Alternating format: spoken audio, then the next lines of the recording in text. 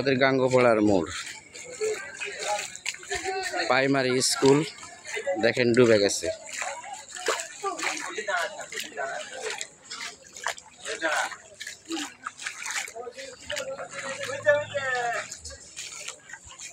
Primary স্কুলের মধ্যে পানি, এই দেখেন, এই দেখেন দোকানপাট সব পানি ডুবে গেছে। গাঙ্গোপাড়ার মোড়ে, গাঙ্গোপাড়ার মোড়ে বন্যা হয়ে গেছে।